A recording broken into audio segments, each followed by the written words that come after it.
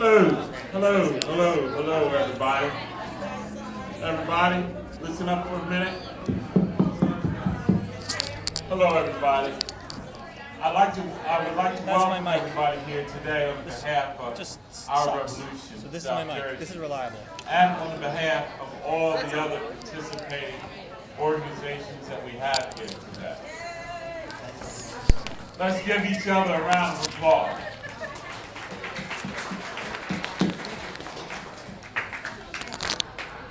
Now, there's going to be a few ground rules for tonight.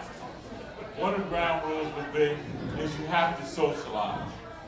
Another ground rule would be is we have to respect each other. Because we've got everybody here from the establishment or establishment Democrats that are establishment Democrats now, but they came from a different direction, to all the way to our Democrat socialists. And the reason we're all here is we're all trying to get to the same place. So let's try to respect each other's ways to get to that place. And let's make sure we let everybody speak. Today, we're going to start off with Nick. Nick is going to come up here and give you a presentation on his county committee platform. Before Nick starts, I would like to thank Jim Filler for the use of his place.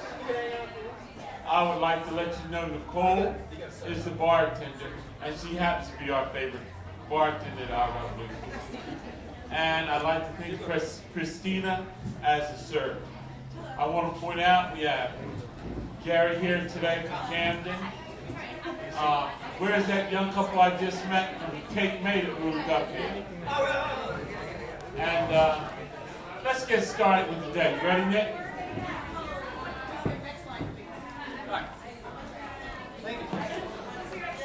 Hello. All right. As soon as Rachel's in place. Okay, everybody, I want to talk about our little organization. It's called Our Revolution Burlington County. We used to have a different name. It was called Our Revolution Burlington County Committee Caucus, which just really rolls off the tongue. So we changed that. It's now Our Revolution Burlington County. But our mission is still the same. It's all about, if you can advance the slide, damn enter. And that's when everyday voters become official members of the county committee, the Democratic County Committee. And if you win that committee seat in June 2018, that's when the election is, you get a vote that no one else has in the Democratic Party. It's a vote inside the party on party business, like who represents the party as a candidate during the primary.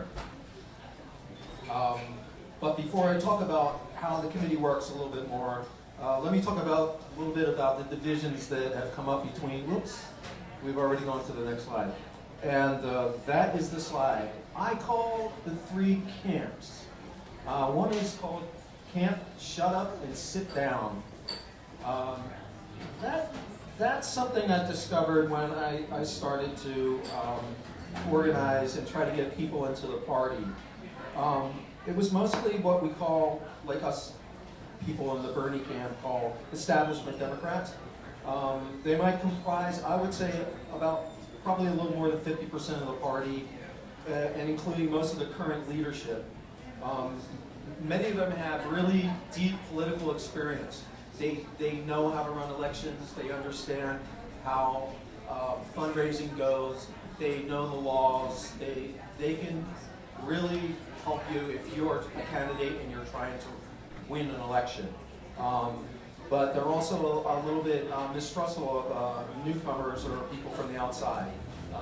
Maybe you've heard about the thing that happened in Chicago, where the person came to the party headquarters and he wanted to help, and they asked him, "Who sent you?" Right? That was the establishment. They want to know who sent you. So we're not so much like that. Then what happened was something called Trump won, and a lot of people came into the party those people are so scared of what Trump represents that they really don't like dissent because it represents basically a division in the party, and they're afraid of that. So a lot of those people don't like to hear criticism of the party.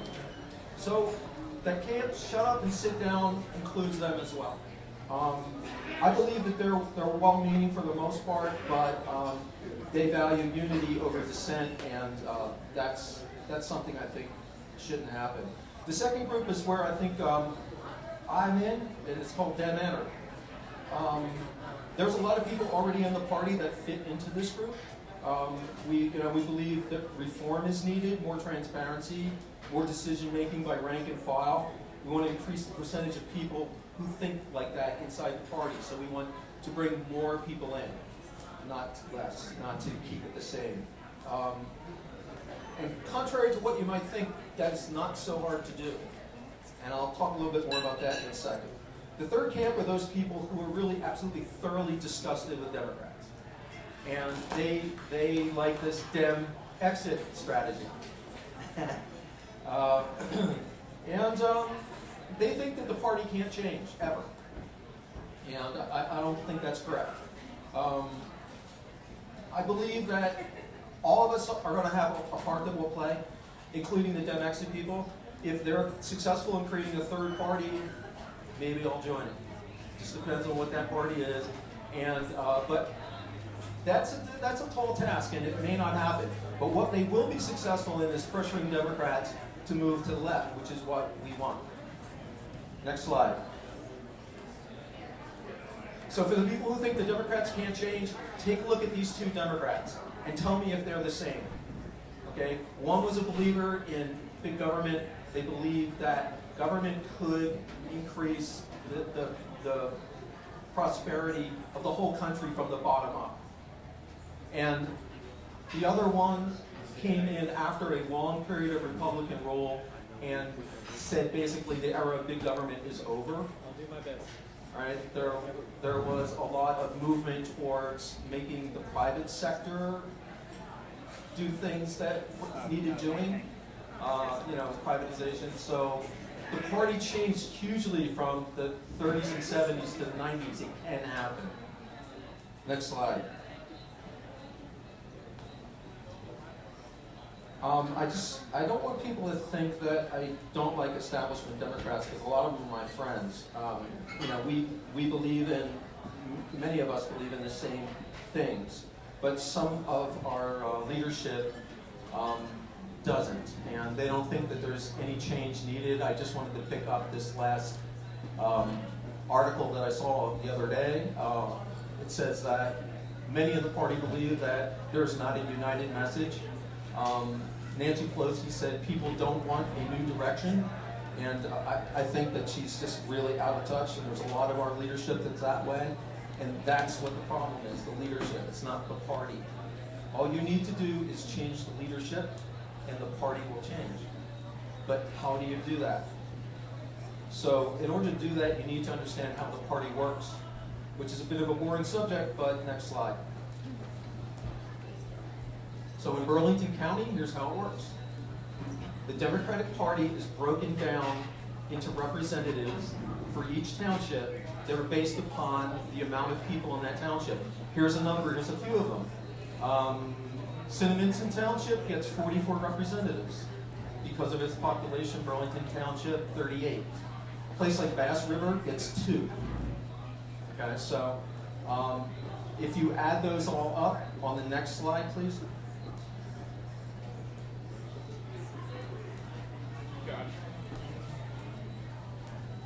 You get 734 people. There's 734 Democratic Committee people in the Burlington County Committee.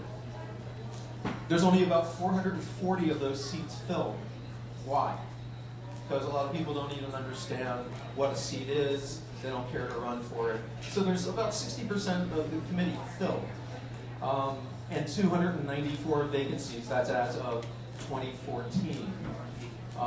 Any given meeting of the Democrats might draw about 50 to 70 people, maybe. If you have free food, then maybe it gets up to 150. So if people were to get elected in numbers of maybe 50 to 100, and they were progressives, and they all came to meetings, if they showed up, if they voted as a block, they would literally take over the party. It's not out of the realm of possibility.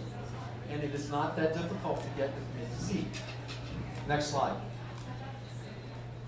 So we tried during this year to get people appointed. And we had some success. I have a friend here from Cinnaminson. That was a big success story. There were other townships where we introduced people to party leadership and they got into the party. But I found that largely I met with these three things along the top: indifference, silence, or hostility even. And once I started to get a little bit of success where people were getting into the party, bam, that got closed and they stopped appointments. Next slide. And what I was told was that if people want to get into the party, let them run for it. Let them run in June 2018. And that's what the Burlington County Committee leadership told us. So next slide, Rachel.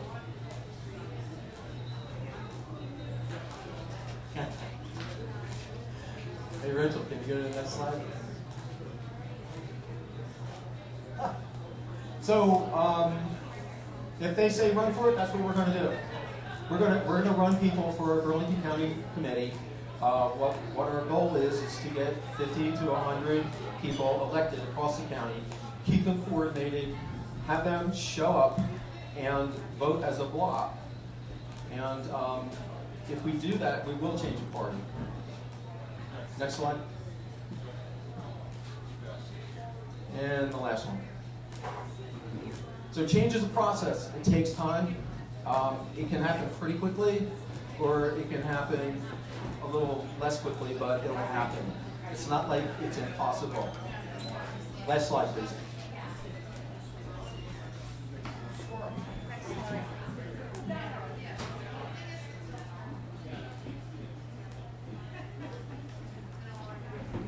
So this is our contact information. If you want to sign up, we'll teach you how to get your position in the party. There's a sign up right there on that table, and there's some other sign ups there as well. You speaking next? Thank you.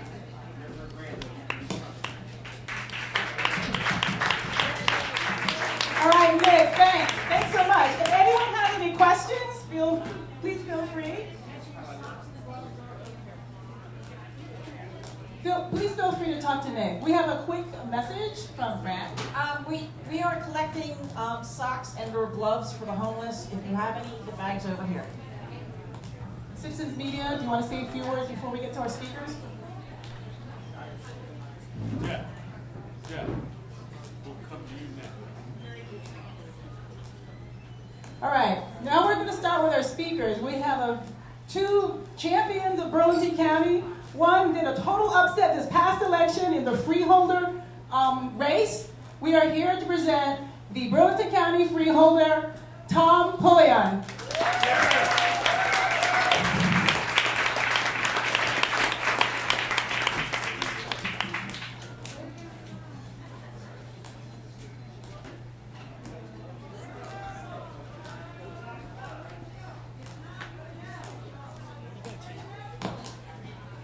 Thank you, good evening. It's really nice to see this amount of people out. Sometimes we have these little functions and there's like 8 people, so hats off to everybody that showed up. Hopefully some of you saw some of the things that me and my running mate are standing for in Burlington County, and certainly one of them is change. And as Nick brought up, to make that change happen, there has to be people that want to get involved. And I had a discussion early this evening with one of the folks here, and I'm a prodigy of the 60s. Is there anybody else here prodigy in the 60s? Okay. I think they refer to that as probably the greatest social upheaval in the last century. So sometimes I think from a political standpoint, organizations or people in general, take a look at somebody that's been around a long time, they label them as the establishment. And there's a lot of truth to that. Okay, I am part of the establishment. But even though I'm part of that establishment, what goes on up here is not filled with cobwebs and old thought. Okay? I think one of the things that is driving a lot of the change in our country right now, and it has a lot of things behind the scenes in organizations like this, is progression. We have to have progression. We take a look at politics of last year with the election, and needless to say, some of the people that were progressive individuals and had progressive thought, they lost. There's a lot of dynamics behind that, a lot of reasons, or a lot of people will come forward and tell you why they lost. And a lot of people will say that it's old-time politics. It's the same thing we've seen happen year after year after year after year. There's some truth to that. I think that moving forward from an establishment individual who has progressive thinking, okay, in the back of his mind, I welcome any kind of involvement that I can with your group, with any of the other groups out there. And I would ask you all, as you progress through the year, that as Nick brought up, there's a process, okay? And the process is you get the petitions, you get the names put on the petitions, okay, for those county seats. And I'm here to tell you that I've had some talks with the leadership, and there's no one, okay, that has talked to me in front of my face that said that anybody who does that is going to be turned away. Okay? So what I want to say to you this evening is, if you want to be involved, and you want to be involved at the county level, you want to be a county representative, please put your name on those petitions. I'm going to be one of those people who are personally going to be involved in that process because, as Nick said, it's something that we need to do. We need to have new blood. We need to have new thought. We need to have progressive type of thinking, okay? And I appreciate that and welcome that. I really do. In finishing, one of the things I'd like to say is that the reason that the Democratic Committee, I think, in Burlington County has been unsuccessful, and I know people are going to go, oh my God, but it's this, it's money, okay? We need money. We have to, for some way, shape, or form, get out there and get money into the party, into organizations such as yours, okay? Because that is what drives the entire election process, let's face it. We can have boots on the ground, we can have people that are extremely involved, we can have all the rhetoric, but behind that rhetoric, we have to have money, okay? And that's also one of the things that I'm going to be working toward, is where can we find that money, where we can get that money within, okay, the legal parameters of election law, okay, as far as donations and everything go. So I want to end in thanking you very much. I know that there's some people in this room, if not everybody, who helped me. I'm very appreciative of that, especially Nick, thank you. This will be used in the county if I have anything to say about it. So thank you. I want to thank you very much. I'll come to your organization anytime I get a chance. And personally speaking, anything that I can do to help you, I want to do it. Please keep the line of communication open because I really welcome that. And the thing I want to end on is, I think people probably know my wife better than me. Yeah.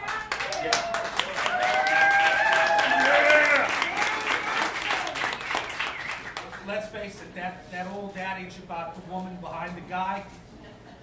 Yeah. There we go. So all you women, thank you. Thanks for having me here. And like I said, keep me in the loop. Anything I can do, you know, I definitely want to do it.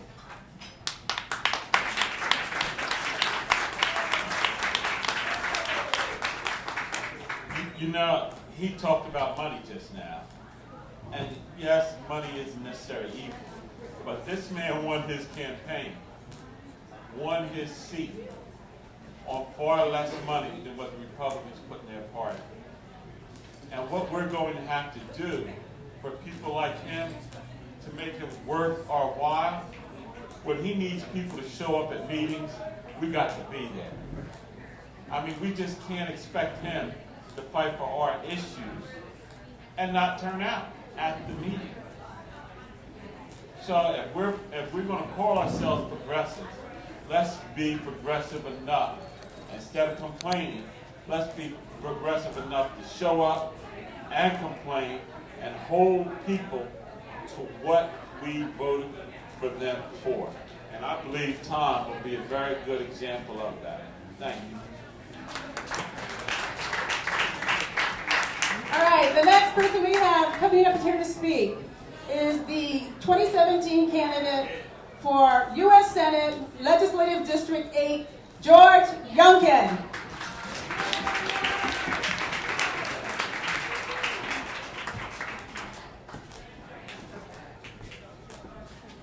Thank you very much. Not U.S. State, State Senate. State Senate, yeah. Representative going to Trenton. Thank you everyone for having me here, giving me an opportunity to speak. I didn't think I'd have to give any more speeches since the election is over.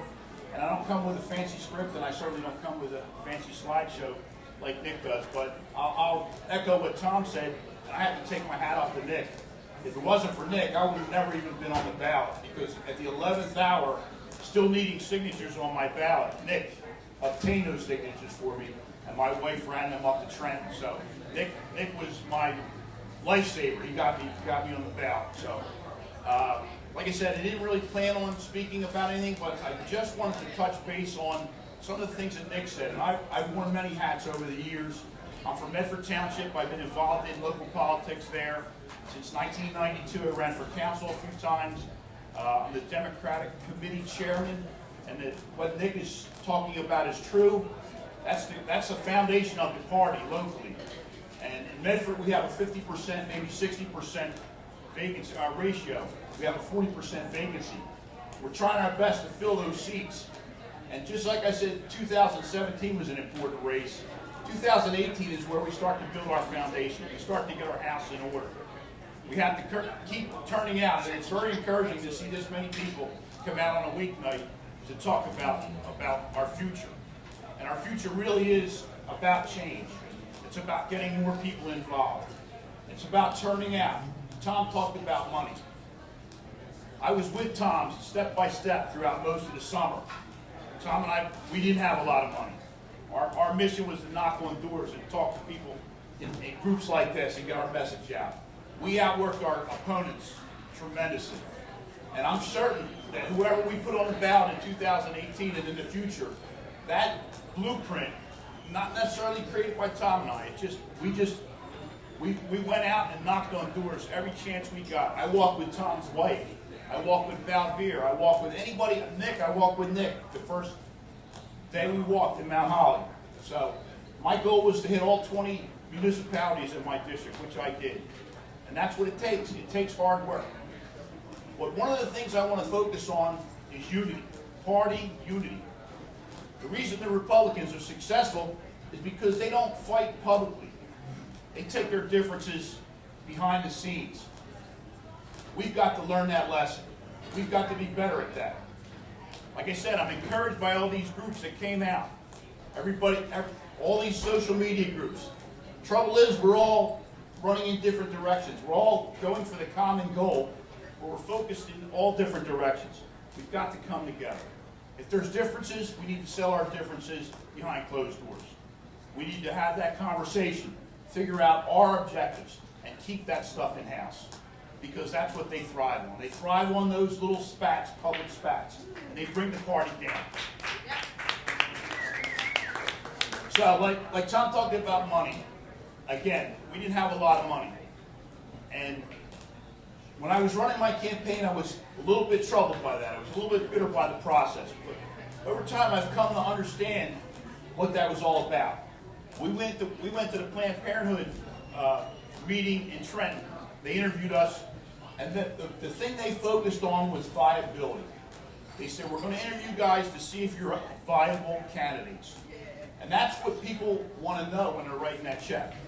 They write a check to someone they feel is a viable candidate. And that takes time. It takes experience. It takes getting out there and speaking to groups. People need to have confidence that the person that they're casting their vote for, that they're writing their check for, are that person to do the job and have that confidence. So again, thank you everyone for having me. I appreciate it. I'm encouraged by the turnout. Keep showing up. Keep fighting. Thank you. Thank you, George. Before we start with the leaders of our groups, I'm not sure if you want a word from our sponsor, Citizens Media TV. Yeah. This is the founder and director of Citizens Media TV, Jeff Epstein. This is our local media that gives us the opinions and the look at the news that we actually need. Good evening. This is my twin right here, yes. So, our revolution, South Jersey, which was originally the Bernie Sanders office in Pemberton, that was really where I got my start. And I originally was, obviously, I was a delegate for Bernie at the convention. I ran with him in Burlington County, and I really wanted, he woke me up just like millions of others. And I finally chose to get involved and realize the depth of, what the problems were. And I thought that politics was what I wanted to do, and I did, and I do. But over time, it has changed to journalism. And I've made quite a difference, and I want to go through just briefly some of what we've done. And the reason that I'm saying this is that my goal as a journalist, it's called Journalism for the Ignored.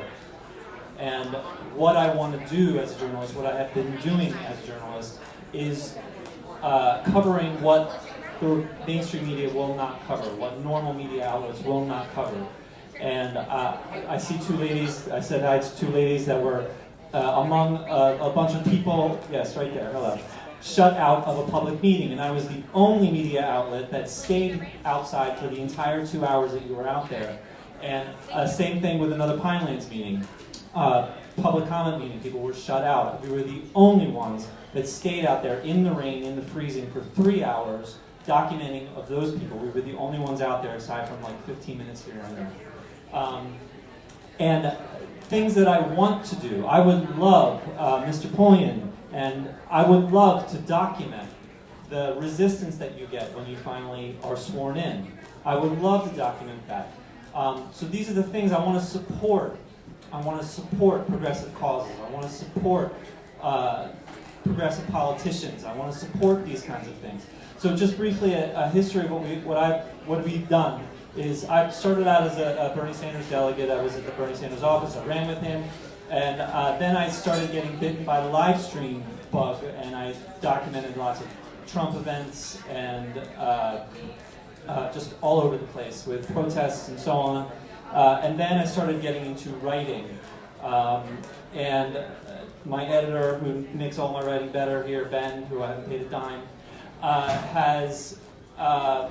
Our writing was a contributor to a governmental organization finally admitting that they've been overcharging thousands of people for decades. So that was awesome. And my current writing is on a high school in Ocean County where they're doing a roofing project, and the environmental consultants say, stop it immediately. It didn't stop. Students were in school. Construction continued for 3 weeks, and then the parents discovered the letter that said 3 weeks previous, stop construction immediately, and the asbestos and fumes and all this stuff, and just really chaos. So that's what I'm covering now. And Nick, who just gave the presentation, is one of my 3 experts helping me with that. Finally, we were the most comprehensive coverage of the second-tier Democratic candidates during the primary. We even hosted a debate. That's what we want to do. I want to continue to do that. But it has reached the point where my wife doesn't want to keep paying for me anymore. So I've created these t-shirts. So our first effort in actually trying to raise money, so if you consider buying a t-shirt, I do have some. But if you want this kind of journalism, if you want me to keep going out and getting more people involved to join you out there, please consider it. So, thanks.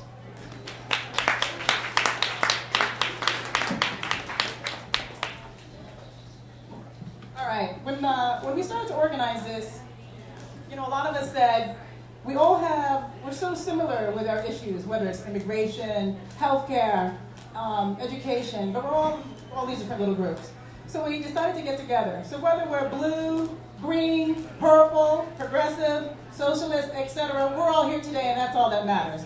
Okay, so we're going to do our lineup now. We're going to start with the Burlington County Young Dems. We'll keep this brief. Basically, what are your highlights for 2017, and what is your vision for 2018? So today, we're proud and glad that we have with us Raj Bath.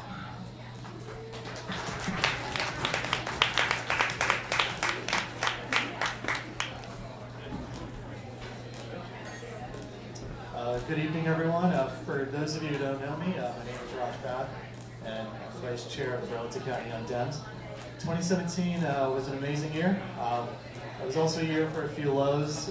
Obviously, the highlights for us in the county was Tom Pullian and Bhavir Singh were elected to the Freeholder Board. For those of you who don't know, Burlington County's Freeholder Board is dominated by Republicans. 5 of them sit on it, and they've had control over it. And so in regards to how the budget is managed in Burlington County, it's 5 Republican voices that are pretty much doing the day-to-day operations.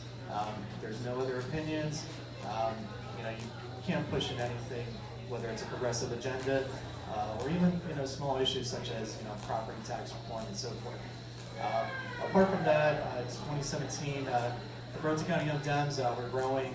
Our goal is to get more young people out and involved, to educate them on what's going on in their town, what's going on in their community. Simple things as Board of Education, the Planning Board, even simple things as Town Council.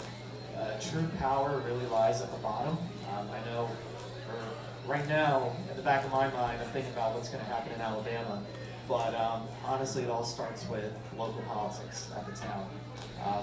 So 2017, we grew our numbers, we got involved, not for Bhavir and Tom, we were knocking for George Youngkin in the 8th Legislative District, as well as the Assembly ticket.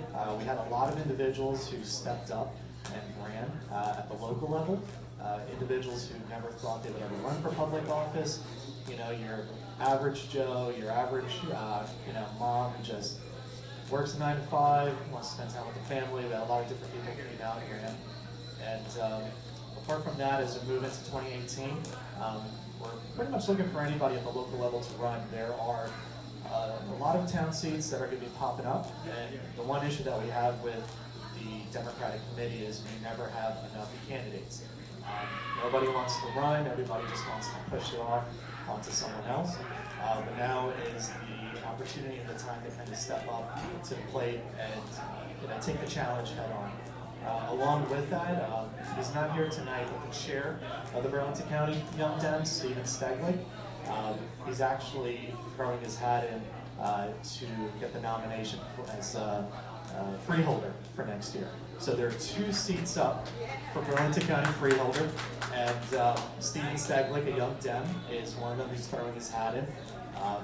It's going to be amazing for young people.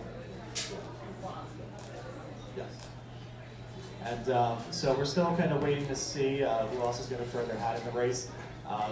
The committee is taking resumes and letters of intent. And if you're kind of curious of how to get your application in to the committee to be considered, please feel free to reach out to me.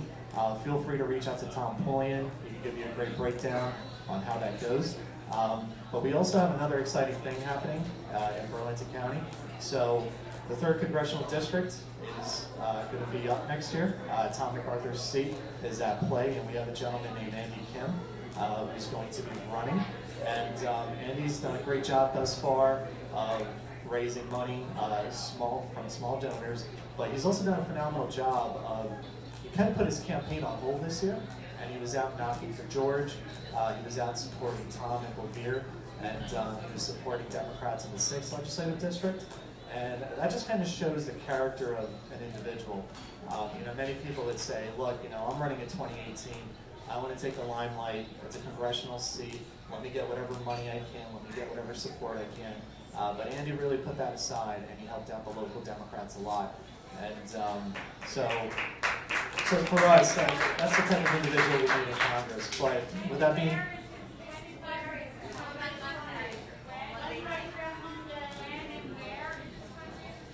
so I know they just had a cookie swap fundraiser, and there's another one coming up. Oh, that's a Double Nickel. So Andy Kim is having a fundraiser at the Double Nickel Brewery Monday night at 7 o'clock. And it's the Double Nickel Brewery in Marlton, New Jersey.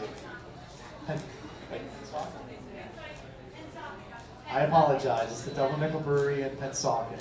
I believe it's also on the Action Together Facebook page. It's been posted. It's also been posted on the Young Dems page. I should know this.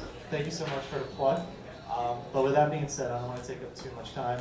Thank you everyone for coming out. It's always great to see progressive faces and to kind of mingle. So I hope everybody has a great night. Thank you, Rachel. Thank you, Mark. Nick Sedano, you gave a phenomenal speech, but please grow back your beard. I do miss it. And everybody have a great time. Thank you. All right, the next group I want to call up is Drew Vogel, and he is with the South Jersey Democratic Socialists of America. It's a chapter or part of a national group. Fresh young faces, we're glad to have them here.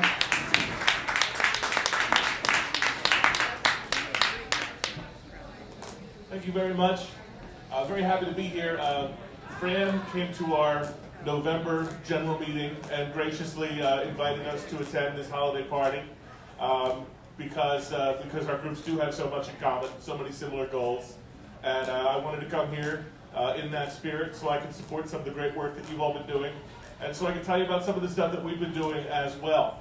We're not a political party. We are mainly a local activism group. Most of our work is focused on community activism.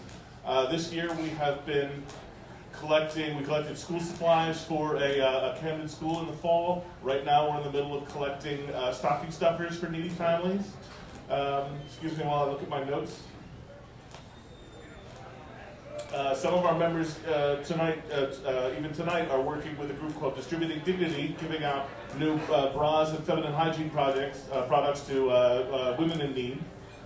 We do have political goals as well. We've been doing targeted voter registration drives, targeting underserved and marginalized communities. We also believe very much in holding our local representatives accountable when they don't live up to our values. And so we've been doing some anti-Norcross protests in Camden County. Thank you. We believe very much in aligning with like-minded organizations such as Our Revolution. It's another reason why I really wanted to be here tonight. So far, we've been able to work with groups such as Work and Environment Council, Food and Water Watch, United Healthcare Coalition, and both the Green Party of New Jersey and the South Jersey Progressive Democrats. We're happy to work with anybody who shares our values and has a similar vision for the world, and we're always on the lookout for opportunities to partner with other organizations and work together to pursue our common goals. Looking ahead to 2018, we're going to be pushing for Medicare for all, trying to drum up additional grassroots support in our communities, as well as holding our elected officials accountable, pushing them, pressuring them to get on board. Thank you. Yes, thank you. And also, I just learned about this today. We're going to be offering free classes, free English as a second language classes to support our local community. So thank you very much for having us here. Thank you for the work that you're doing, and I'm hopeful that we're going to be able to find opportunities to work together in the year ahead. Thank you very much.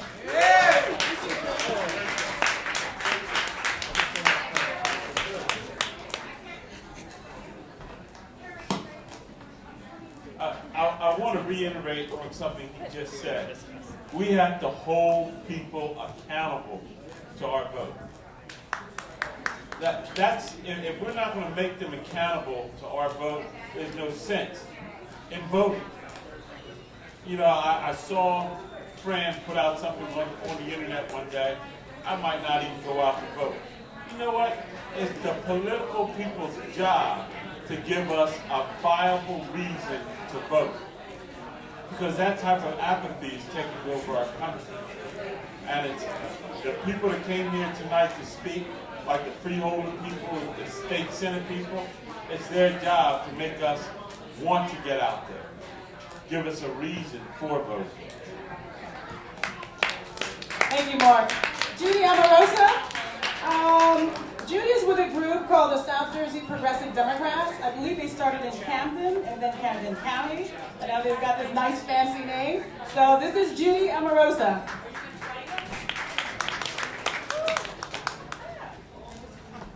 Hi there. We actually started in Cherry Hill, but that's okay. We're with Camden City, and we're with all of Camden County, and we've actually renamed ourselves South Jersey Progressive Democrats because, as you all know, some of the state assembly races and some of the congressional races, of course, cross county lines, and so it's important for us to be here tonight and to get to know people in Burlington County, Gloucester County, and the surrounding areas.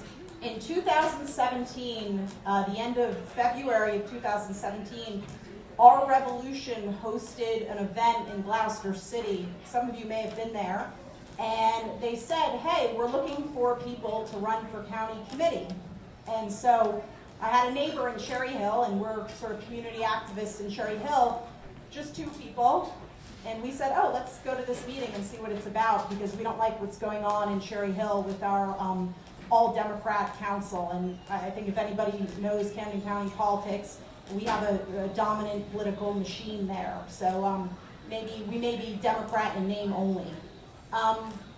So we go to the meeting, we met a few people, we started to recruit, and after a few weeks of recruiting, we were able to bring 47 people to run in Cherry Hill for county committee. Here's one of our candidates, Susan Druckenbrod. And we also learned something about ballot mechanics, which is you need to run freeholders, right? So we ran 2 people for freeholder, and we were really gunning for Cherry Hill Town Council. So we ran 4 people for Cherry Hill Town Council, and we connected with a wonderful guy, Fred Donde, who was running for State Assembly. So he was at the top of our ticket. And in our first year, getting started just a couple of months before the election, we were able to get 37% of the vote. And the way we did that was Susan Druckenbrod and many others like her went door to door, principally in their own neighborhoods, connected with their neighbors, hand-delivered thousands of letters to our own neighbors. And in the neighborhoods where we had candidates and where we expended our energy, we won those neighborhoods. And we won some of them by a lot. And we were the choice of our neighbors. And we intend to continue this going forward. In 2018 in Camden County, we don't have a committee election, but there are municipal elections in about 16 municipalities. There's freeholder election every single year, county sheriff. If anyone in this room lives in Camden County, please do not leave without putting your name and email address in this notepad. Our next meeting is going to be on December 19th. It's a Tuesday, 7 p.m. in Blackwood at the county library. Our intention is we have a monthly meeting and we're moving around the county, and the purpose of that is to build our presence. We began in Cherry Hill. We've connected with an incredible politically active community that already exists in Camden City, and we're looking to connect in these other places as well. I just want to let my fellows here say a few words. Go ahead. All right, hi, thanks everybody. I'm Susan Druckenroad. I did run for committee back in June. We won 37% of the vote, which is kind of cool. We had no money, and people just knocked on a lot of doors. So I'm thinking of perhaps running for freeholder this coming primary. So we're gearing up to do that, and it's kind of exciting. But we are running against a very established machine. They've been in office for 30 years or so. So they don't really like us, but we're going to show up and try to do it again. So thanks. Hello, I'm Ray Dickerson. I'm pretty much new to South Jersey, Camden County Progressive Democrats, but I've been to like 3 meetings already, and I really like their initiative and where they want to go, their vision and their mission. And so I'm on board, Judy, if you want me. And I hope, just like you said, anyone here that's from Camden County, don't leave without putting your name down. Thank you.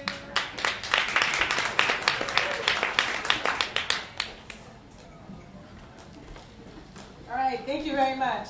All right, so you guys met Nick, who's with one of the Our Revolution group chapters in Mount Holly, and we're also close to Our Revolution Ocean County, who could not make it here tonight. So we have another Our Revolution leader here from Trenton. We have Gio Chalker, and she is with Our Revolution New Jersey Volunteers. I don't know how to begin to tell you how exciting. Do you realize that this year, 2018, that we have 21 counties in New Jersey, but 15 of them are going to be doing their elections this year? Does everybody know that? Do you know that? There's 15 counties doing elections this year. I represent Our Revolution New Jersey in Trenton, but our group runs a statewide group, and we're running a campaign that's called Jersey Statewide Strong. And what that entails is we are asking all the blue counties that run down the line of New Jersey to get out and help all those red counties that live on the coast on the west side, because everybody is going to have a chance and an opportunity to get into these campaigns. I represent a candidate who's running for Congress. His name's Peter Jacob. Has anybody heard about Peter Jacob? Well, I just heard tonight that Peter Jacob is going to team up with Jim Creedy in the 4th District. And they're going to lead the charge of Our Revolution in New Jersey. And we're going to be planning an event, and we want everybody to come out, south, central, north, because it's going to be a campaign for Our Revolution. It's going to be a campaign for progressive values, and it's going to be a campaign for the Bernie Sanders momentum that was started in 2016. So I hope you all come out. And it's a pleasure meeting you and working. We've been working together for a year. It's been fabulous. I can't tell you what a great experience it is to get involved in politics. And just keep the momentum going in New Jersey, because we are New Jersey strong. Thank you. Bye-bye. Thank you, Gio. Unfortunately, Kyle Moore, who's the director of the East Coast Cannabis Coalition, couldn't be here. He was up at the U.S. Capitol last week protesting for the tax reform, got arrested, did a sit-in at the Capitol, and he kind of impromptu went up again today with 2 other groups. Okay, so we're going to move on. The next gentleman, we met when he was the East Coast coordinator of Black Men for Bernie. He was also one of the founding organizers, along with me, Mark, Jeff Epstein, for Philly FYI that led the march on the DNC last summer. He was also, after that, a candidate for city council for the city of Camden. And currently he is the vice president for the Camden County Green Party. Jeff, what is that? Jeff's twin. And he's Jeff Epstein's twin, okay? I'll let them tell you that story. All right, let's hear it for Gary Frazier.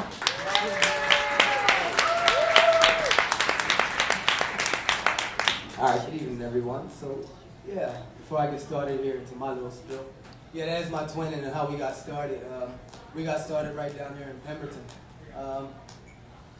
The movement for us last year, seeing a 2-party system, seeing the duopoly, seeing the oligarchy, seeing all that this system has offered to us, especially those of us who come from marginalized communities, those of us who are people of color, who have watched this establishment of the Democrats walk all over the backs of us in marginalized communities. We've faced this all of our lives.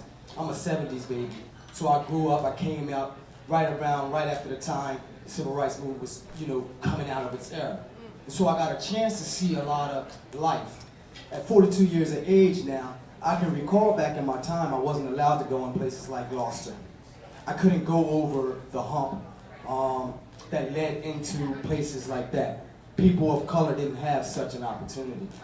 And so here I am now, fast forward in my life today, and I see things completely different.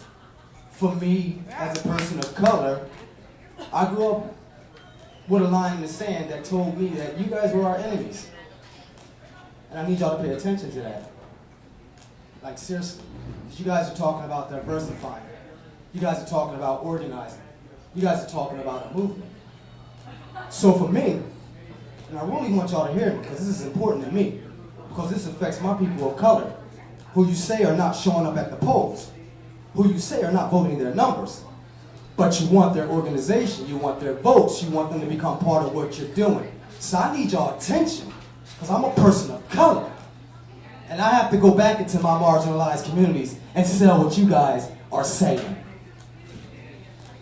I take what I do very, very, very seriously.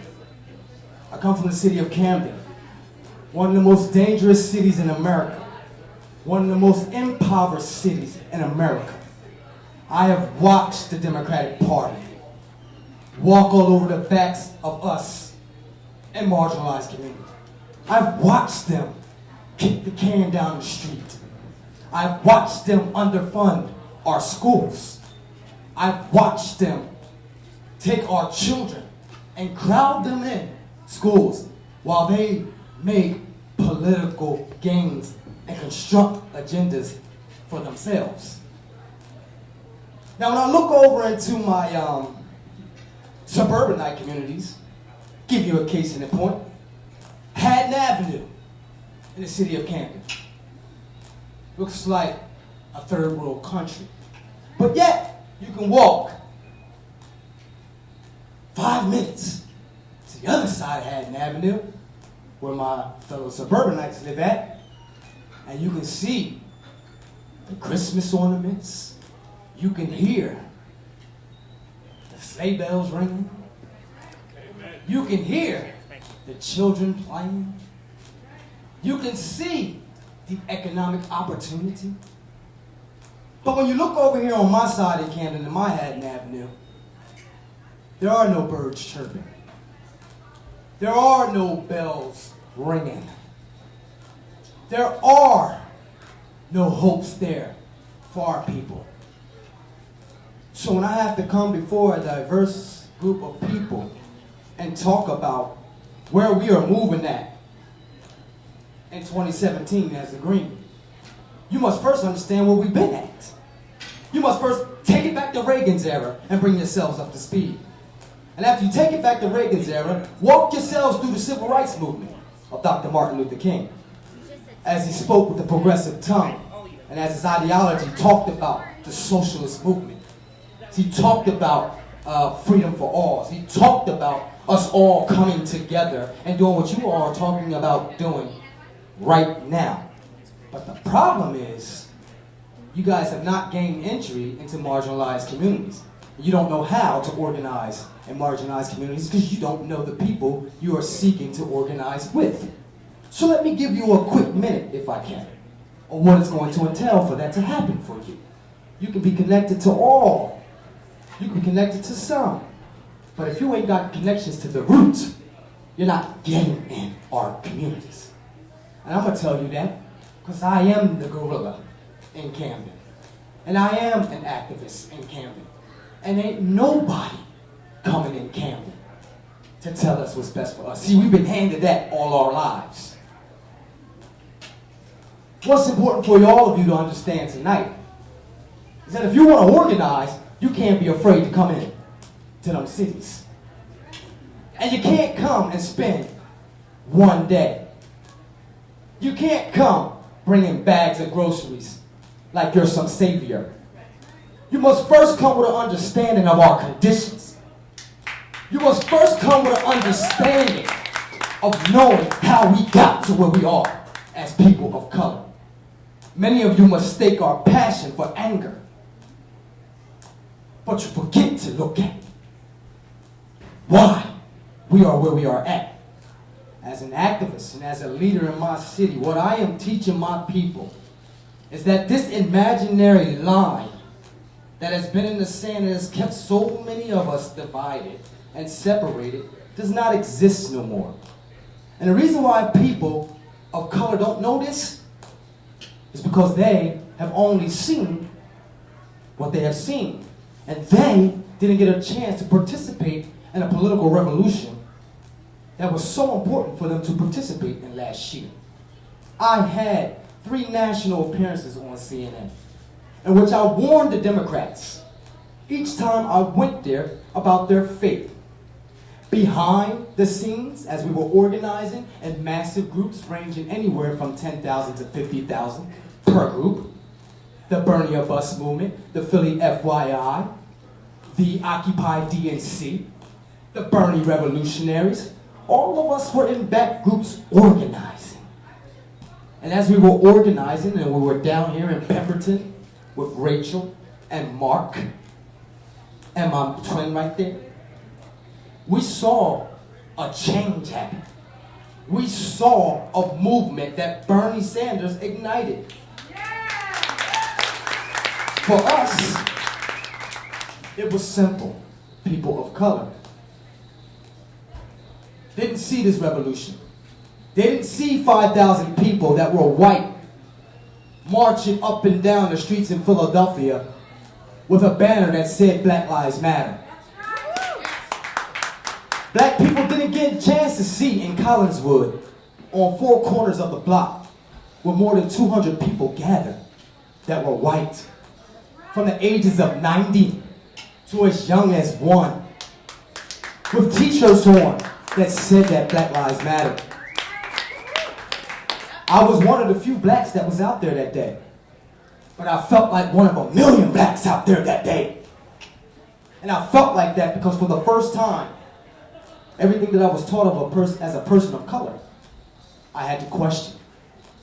I had to take a look at what I was as a Democrat, as my mother, father, grandmother, grandfather beat it into me and told me not to question. Vote blue, never vote red. That's what they told me. Only as I got older, I got to see life for what it really was. As I got older, I got a chance to develop a progressive tongue. Now, I didn't learn that progressive tongue in a marginalized city. Oh no, I got this progressive ideology out on the streets, outside of my city, traveling across this country for Bernie Sanders and meeting with progressives just like you every single day. I got this progressive tongue because I slept in cubicles no bigger than this part of the room with folks that weren't my color. I slept in rooms and we ate fruit, vegetables, and I was taught the progressive tongue, the progressive ideology. So now, I'm armed with tools in my community for people of color that they never had before. See, now I can go back to people of color and marginalized communities, and I can say that this revolution, like I told Bernie Sanders when I met with him, is real. And as I told him before, you cannot expose us to the corruption of the political system and then ask us to get back in line with that same corrupted system that has walked all over us, people of color, for decades upon decades upon decades. Every prominent leader we have had in black communities was murdered. They killed Malcolm. They killed Martin. They killed just about anybody that stood up to the regime of this establishment that y'all call Democrats, that represented our people of color. They wrote laws, and our people of color thought they were doing us justice. But they were aiding in a system that was put in place to destroy us. That's what they did. The prison pipeline is a short example of what happened to people of color. So to ask us people of color, when you talk about organizing, I want you to take a serious look at the product of your government. And I want you to take a serious look at what happens to a person that has risen up in a marginalized community and taught the progressive tongue and given the ideology to take back to his community. You are looking at it. I am that. So I must safeguard a community that is controlled by the regime of a Norcross establishment. I must protect a community that doesn't understand economics, because politics just wasn't their thing.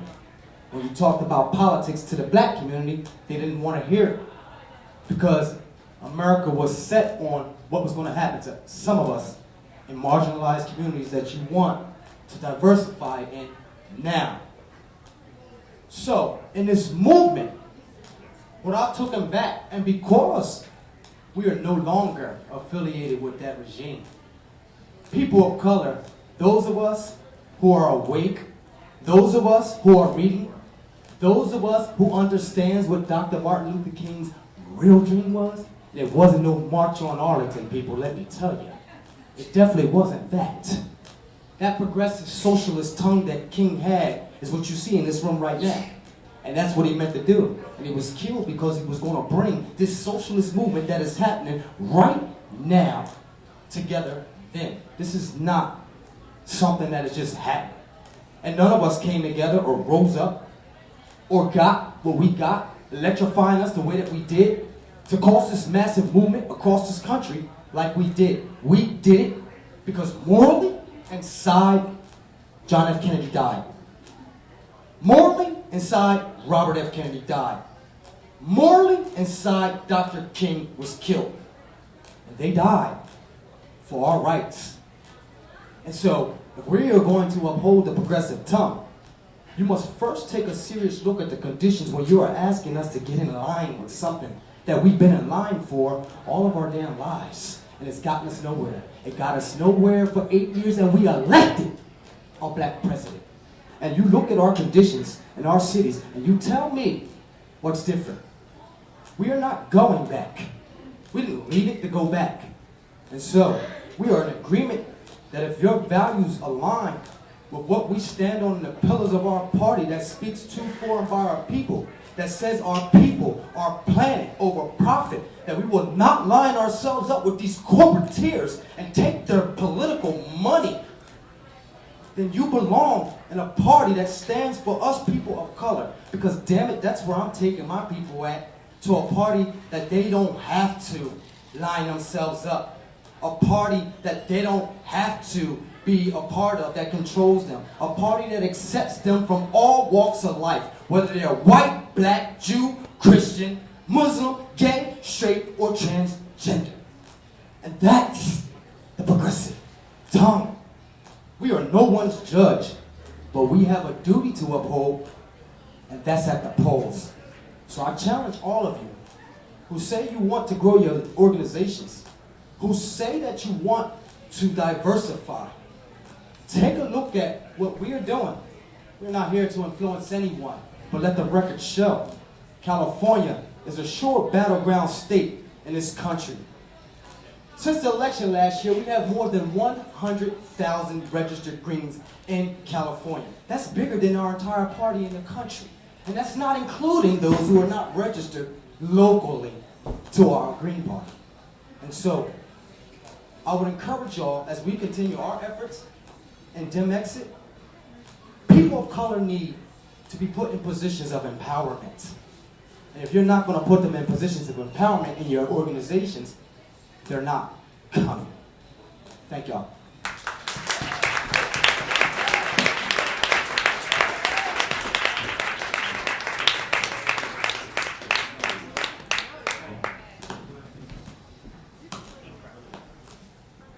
You know, I'd like to say something about what Gary said. I come from Pemberton, New Jersey. And when Gary came up to Pemberton, he must have said, like, what the hell is out here?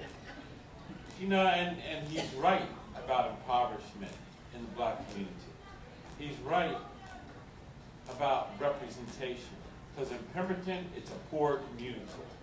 And I feel like every day, that's the object of this county, is to keep Pemberton poor. I have a question.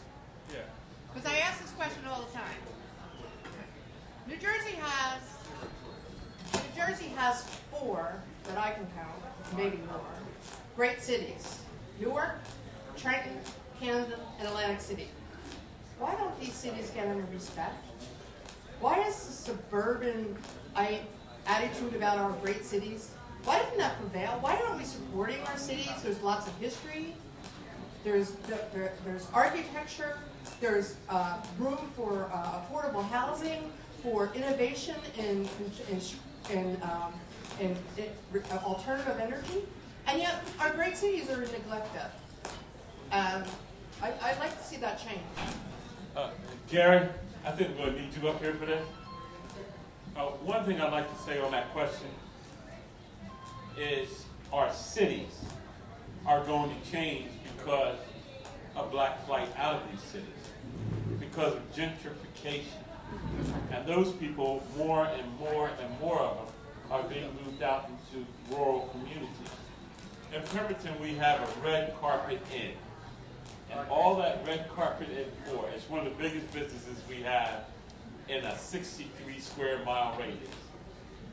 All they do is they take everyone out of prison, everyone on some type of social program that's actually destitute, into that. And it's just collapsing the Pemberton Township community. And when people like Gary talk about the defacing of a whole city, the defacing of a whole population, and you wonder why this population can't make it, there are reasons for it. Here you go, Gary. Yeah, thank you. So,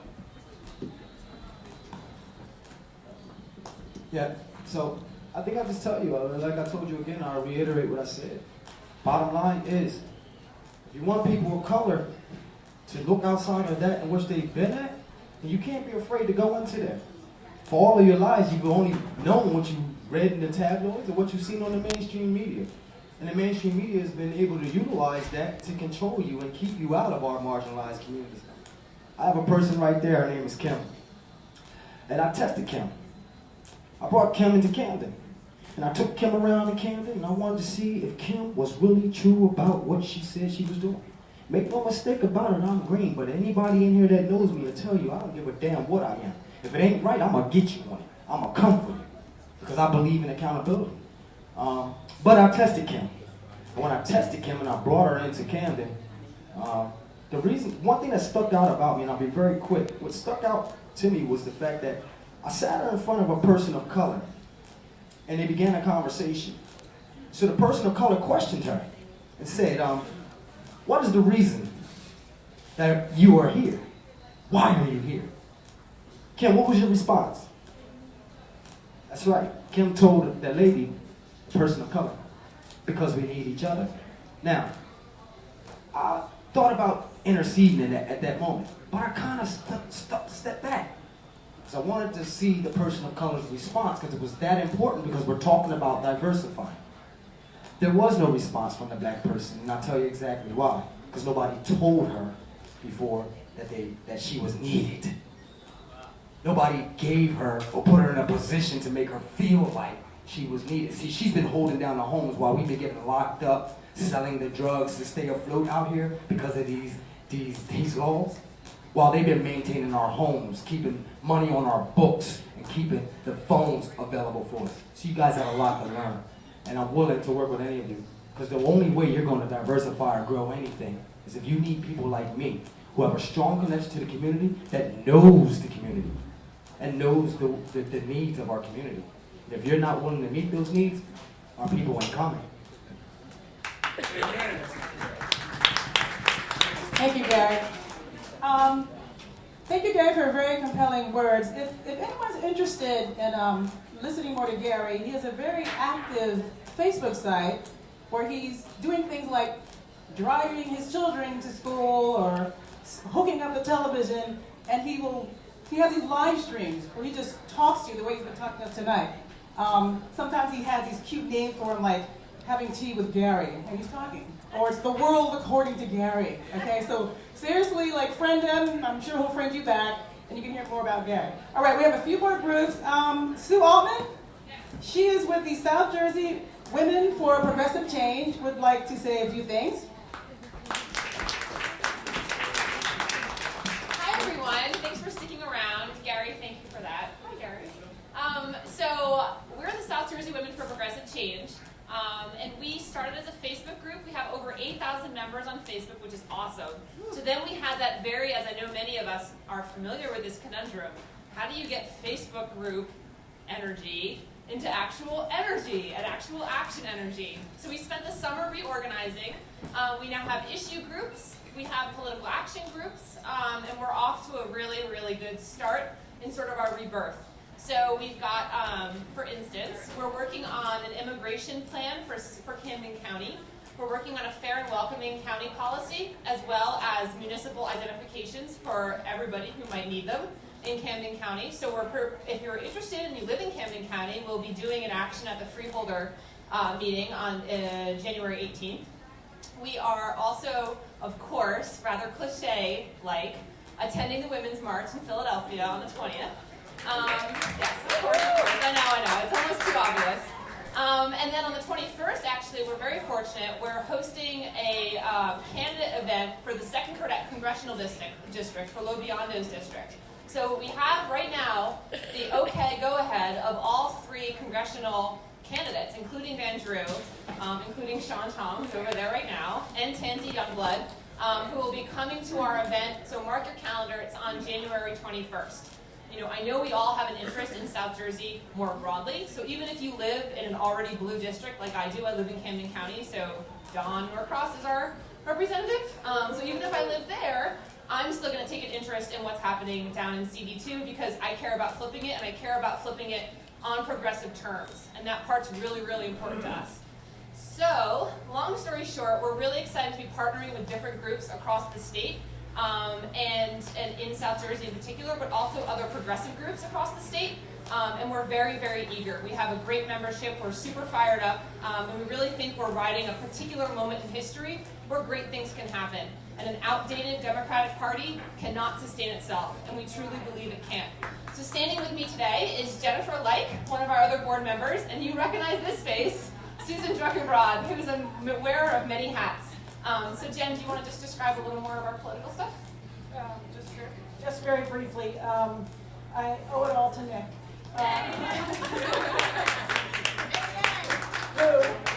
Actually, I got on our Democratic Committee. I'm from St. Vincent, but we are going to take Nick's mission forward in this CD2 and work on trying to get the committees filled that are languishing without membership. So that's one of the things.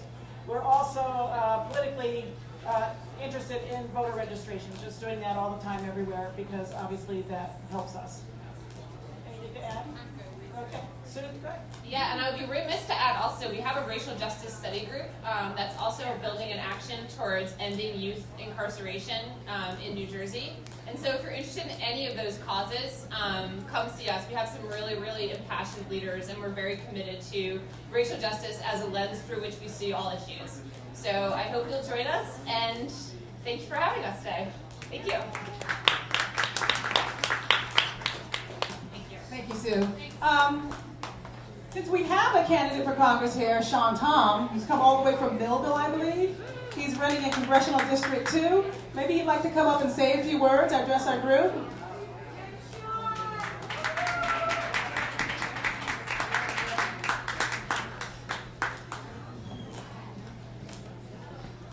Good evening, everybody. So first, thank you for being here. I was told I have 3 to 4 minutes, so I'm really going to try to keep it to that. So for those of you who do not know me, I'm an educator. I work in Camden, New Jersey. And I am only up here right now having this conversation because of the 8th grade students that I work with. After last election in 2016, I was tasked to go talk with 120 8th graders, 75% of which are Latino, 25% are black, and explain to them what is going on in our country as a white heterosexual male. So what do I go in there and what do I say to these children? The answer was simple, nothing.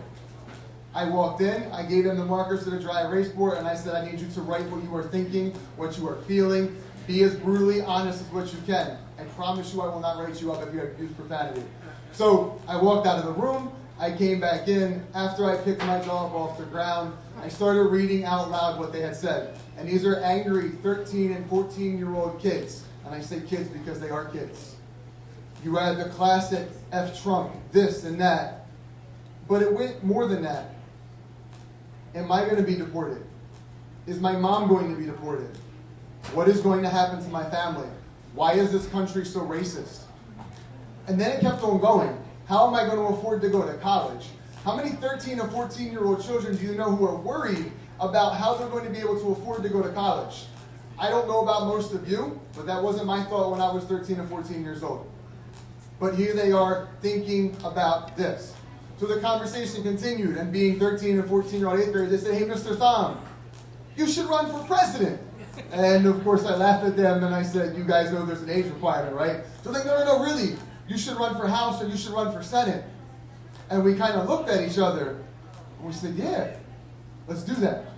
So all through last year as I'm going through and we're working on ways to get the different candidate trainings, working with the Bold Progressives, PCCC, and we're doing these things. My kids are asking me, what are you doing? What are you doing? What are you doing? How can we help? This year, they're now 9th grade. I see them every single morning. Mr. Thom, what's going on tonight? What's going on tomorrow? What do you have going on for the weekend? How's your campaign looking? And these kids hold me accountable every single day. I wouldn't be where I am today without the educators who push me to be better. I come from Millville. I come from a family where we're on government assistance. I should not be here talking to you today. So my teachers pushed me through, and now my students are pushing me through, and they are pushing me forward. And what we are talking about is debt-free college, and student loan reform, and forgiveness. We're talking about jobs issues, and reforming our K-12 system, and really working on getting renewable energy in our congressional district, which for whatever reason, we don't seem to be doing anywhere near enough of. And we would be remiss if I'm working in the city of Camden with a lot of youth and not talking about issues of social justice, issues of criminal justice reform, issues of police brutality. These issues which plague my students every single day and their families, and they are products of the system that is stacked against them. So this fight is starting now, but this is a fight to end class warfare. Because when we can actually stand up and we can tell every single child in this state, in this country, that no matter what the color of your skin is, or where you are from, or what your family's socioeconomic status is, you have the ability to go to college.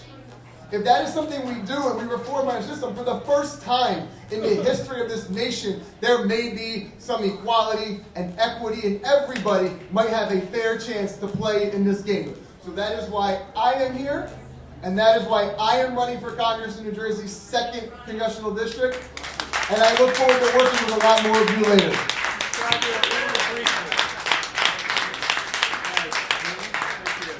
I've been asked to speak a little bit about my opponent, State Senator Jeff Van Drew.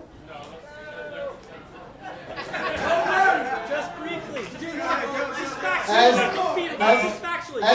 No. Mike is getting cut. Keep it positive. Hey, look. Let me tell you why I say no to that. Because now, all we're doing now is we're getting together to respect each other. That's what we're doing today. We're getting together to respect each other for today and tomorrow. There'll be a time with that. We'll create a time. Because just like we brought to everybody running for governor, we brought them here, we're going to do the same thing with Congress. We're going to have all these people that are running to these congressional, as many as we can get to come here. We'll get to come here so we all can have some idea of what we're up against or what we're for. Okay, before we go to our final component, we have a senior leader from Our Revolution, South Jersey, Fran McCrory. Thanks, everybody. I know this is a party, but I just want to take a minute to reflect on last year. One of Our Revolution's members was killed in Virginia fighting racism. Peace and shalom to Heather Heyer. Everyone affected by Black Lives Matter, police brutality, victims of police brutality, peace and shalom. Every victim of gun violence, peace and shalom.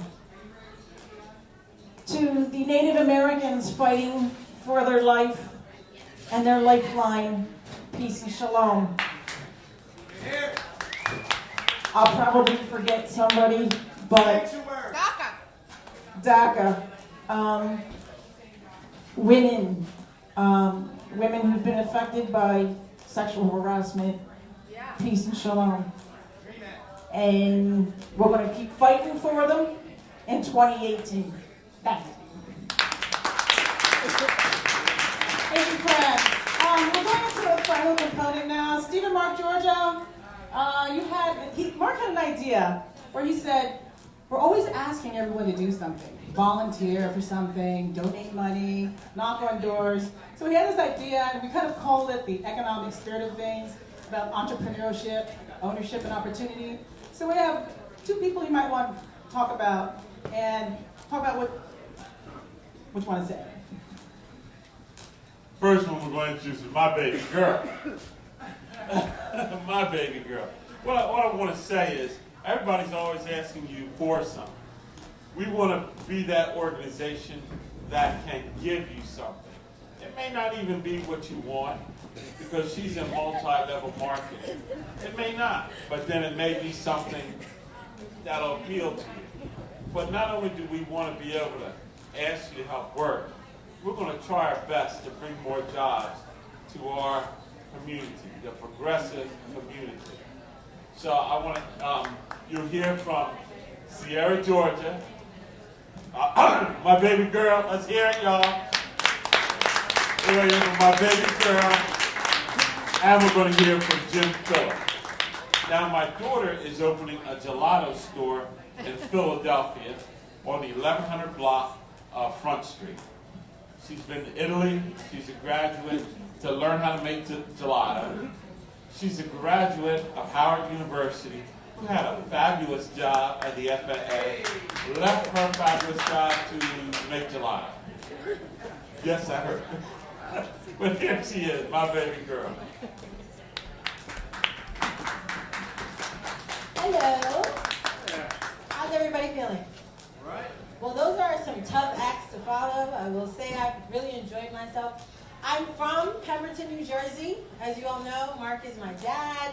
My Nana is in the house tonight, too. Give it up for her. I grew up in my family business, literally. I think my first job was when I could read solid. I would open the mail, alphabetize stuff, and file away. That was my first job. I had to really think. Between that and just answering the phone and putting people on hold. So I say that, but, you know, thanks, Dad, for the awesome intro. I'm just a regular girl that just decided to go for it. I went to Howard University, studied international business, and I served 6 years in the federal government in D.C. Now I launched my gelato business. In 2013, when I made that leap, it was not easy. It was not as glamorous as I thought it was going to be, but I got all the accolades. I was #1 dessert truck, featured with, I have a 30-second commercial with Capital One Bank. Me and my younger sister, Morgan, we just were like the dessert dream team. And so, but in 2016, it just hit me like a ton of bricks. I was tired. I didn't know I was doing all the right things, but I just felt like I wasn't seeing the return that I was putting out. And I was like, something's missing. I was looking for something to leverage to pour some gasoline on my business. And so a good friend of mine from Howard, she is in the beauty business. I saw her getting healthy, never saw her break a sweat in my entire life. Next thing you know, she was working out and all this stuff. And I said, what do you have? Like, what is this? what is this? She came to my office. I saw tea, I saw coffee, I saw things that, highly consumable products. I said, you know, I could use this on my truck. You know, I used to be an athlete in college and whatnot, and I gained a couple pounds. And I wanted something to leverage. So I turned my smoothie bar basically into healthy smoothie bar. And I went with it. I wasn't looking to be this network marketing chick. I just wanted to make some more money, honestly. And then about 2 years later, I'm a regional director with a company called Total Life Changes. I have people all over the world that I help either get healthy and feel good or just make a couple extra bucks. And after listening to what everybody does here and all of the great things that people do, it's not all about making money. If you have skin, if you are alive, you need to be healthy. Has anybody ever detoxed before? Just raise your hand if you have, right? So I can ask you, do you or anybody you know want to lose 5 pounds in 5 days? Oh, everybody. Everybody, right? Who wouldn't want to do that? So somebody said that to me in the beginning. And I said, wow, yeah? And they cast this vision. They had this vision where they wanted to help 1,000 families is what got me, earn 6 figures. I was like, wow, out of 1,000? I said I could be 1 out of 1,000. So, you know, I jumped right into it. Long story short, and as a first-timer in an industry like this, I definitely, you know, just came into this whole realm with my eyes open, and I've learned so much. I want to say that, has anybody ever seen this little pack of tea before? On the internet, rolling around? You've seen this before, right? Right. So this tea, it's a detox tea, that's like our signature thing because anybody, no matter who you are, where you live, there's 100,000 times more toxins in the air today than there was 100 years ago. I don't have to go into environmental statistics with this group, but it's serious. And if you've never detoxed before, because I had never detoxed before I had this tea, you know, you will drop a couple pounds, right? But it's more so, it's about your health. If you drink, you know, I used to be a bartender. I used to do it all, guys. But I used to be a bartender. I still party. I still have drinks. I still eat what I want. I'm in the dessert business. And I used to do all these things, but I never cleaned my system out. It's like wearing clothes and never washing them. And so the first time I had this tea, this little pack of tea, was good for a week. 2 cups a day. I lost about 7 pounds my first 5 days. I felt great. Honestly, I'm wearing this. I lost 20 pounds last month, I just want to say, in about 45 days. But anyways, it's not all about weight loss, because some people just want to be healthy. The great thing is that wherever you are in the world, no matter if you're sleeping or not, you can make money online. You get a website. I'm not going to go into the 5 ways we get paid. However, this opportunity you can leverage in your organizations. I work with a lot of groups to fundraise. I work with churches to get their congregations healthier just by them implementing a tea. We have over 9 industries that we tap into, right? Has anybody ever heard of Adderall? Right? Adderall, yeah? You heard of it? So Adderall is a drug, okay? It's a prescription drug that a lot of people are addicted to. My very good friend Natalie Nicole, she used to be addicted to Adderall in college. Her parents, she has ADHD, ADD. Anybody with some of those attention disorders, that's what they're prescribed. And we have a product, for example, it's all natural. It actually helps with your mental clarity. So even just this one product alone, we've been able to leverage to help people get off of Adderall. We've been able to use this tea and help people make an extra $250 a week. You know, you might not think that's a lot of money, but $250 a week, that's an extra $1,000 a month. Okay, that is tremendous to someone that lives paycheck to paycheck. So even if this isn't something that you think you would want to do, you have to think about how many people do you know want to lose 5 pounds in 5 days? How many people do you know want to make an extra $250 a week? You know, I was able to, I didn't get in on the PowerPoint deal, otherwise I'd show you my before and after. But I was really nervous about my before and after. I lost 20 pounds. I didn't want to show anybody because I was just kind of like, I didn't want to put myself out there like that. I finally just mustered it up, posted it online, And I had my first international customer, a lady on Instagram, messaged me from Nigeria, okay, and was like, I need a change. What can I do? I directed her to my website. She bought a kit for $150 US, and I made $60 off that sale. And that was just because I posted my before and after picture. Okay, as a first-timer amateur in this industry, I have a team of over about 5,000 people all across the world, in the Caribbean, everywhere. And it's something that, if you're alive, if you have skin, if you want to live a healthy lifestyle, you don't have to do it all. You can pick something and leverage it like I did to create opportunities for other people, to create an extra income for yourself, to get healthy. You know, detoxing is something that can literally prevent a lot of things going wrong in the doctor's office when you get older, or even now that you're younger. So, I think I'm being rushed. But I'm going to say this, is that my dad is a big fan of mine. No matter if it's gelato, no matter if it's Total Life Changes, one thing that he knows is that I don't waste my time. And there's been times even in my business where I struggled. When I had to go from truck to store, I needed something that I could make money with, honestly, that didn't cost me anything. And he used to say that to me all the time. And this is what helped me. Anytime I've ever gone through any kind of struggle, financially, as an entrepreneur, I've always been able to lean on this opportunity and leverage it to continue fueling my dream, because that's exactly what it did. So I'm opening a shop, like he said, in Northern Liberties. I'm really excited about it. If I didn't have an option like this in my back pocket, I'm not sure that I would have made it this far. But you have a question? What's the name of your website? You can go, I have a sheet right here, and anybody just come find me. I'd love to. You can go to SierraGeorgia.com. I have cards. You can take it home if you don't want to write it down. But go to SierraGeorgia.com. You can join my online fitness community. You can read more about all of the products I talked about. We do a lot. I work with a lot of trainers and businesses, gyms, salons, barbershops, all kind of businesses to bring them more retail profit, to just distribute on a wider basis. But I work with a lot of people in this area is my focus now.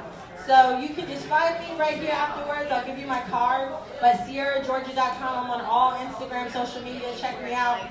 This is our movement right now. It's called the 1K Woman Movement, where we want to help 1,000 women and men, though, just transform their bodies and or your bank accounts.